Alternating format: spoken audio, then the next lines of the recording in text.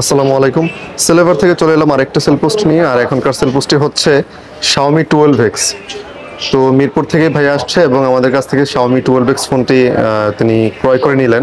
তার কাছ থেকে জানবো আমাদের সেলেভার থেকে পণ্য ক্রয়ের যে অভিজ্ঞতা। ভাই আসসালামু আলাইকুম। ওয়ালাইকুম আসসালাম।